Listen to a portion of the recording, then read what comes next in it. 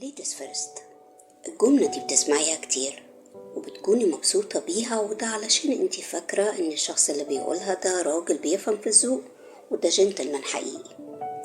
تعالي اقولك وافهمك اصل الحكاية واسمعني انت كمان.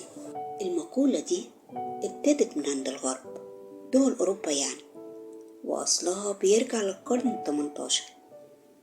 بدايتها كانت في ايطاليا، وده بسبب قصة الحب العجيبة اللي كانت بين شاب غني وبنت فقيرة اللي قرروا انهم يتجوزوا.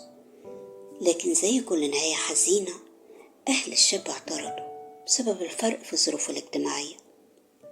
فالولد والبنت اخدوا قرار ان مفيش حاجة هتفرقهم ابدا، ففكروا في الانتحار، واكيد طبعا ده قرار غلط. فراحوا عند اعلى صخرة في ايطاليا وقرروا يرموا نفسهم. فالبنت قررت ترمي نفسها الاول، لكن الشاب منعها، وده علشان هو ما يقدرش يشوف حبيبته بتموت قدامه، فرمى نفسه هو الأول. فالبنت أول ما شافت المنظر خافت واترعبت وما قدرتش ترمي نفسها، ده طبيعي، أكيد المنظر كان صعب. فرجعت عند أهلها وكانت حزينة. وبعد فترة البنت دي اتجوزت وكونت عيلة.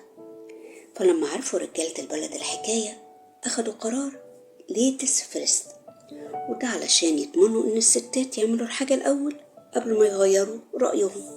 تعالوا نفسر الموضوع.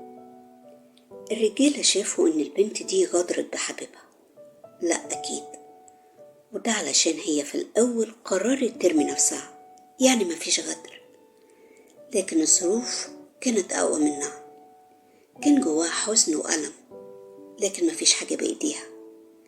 احنا كستات دلوقتي ممكن نقرر نلبس لون معين وفي الاخر نختار لون تاني خالص، او نيجي نسألك هتاكل لحمة ولا فراخ ولا سمك، وفي الاخر ممكن نأكلك فول عادي جدا.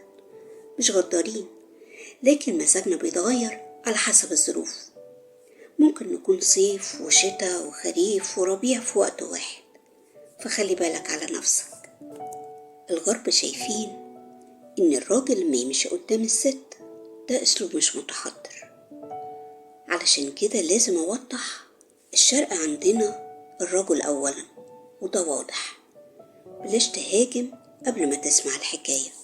العرب زمان كانوا الرجالة هم اللي بيتحركوا الأول، يعني الرجل أولا، وده علشان كانت حياتهم في الصحراء. الحياة كانت صعبة جدا، حياة مليانة بالمخاطر من حيوانات مفترسة ورمال متحركة. علشان كده الرجالة كانت بتسبق الستات بخطوات بسيطة، وده علشان يراقبوا الطريق ويحملوا معاهم من أي خطر.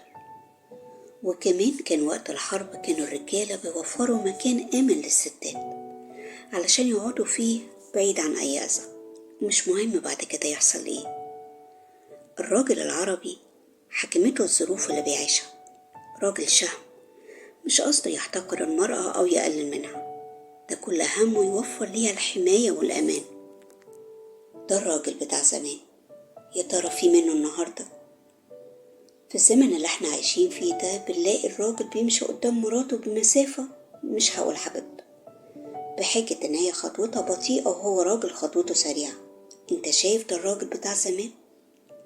فقبل ما تقول اي حاجة وتردد زي الببغان، دور على اصل الحكاية.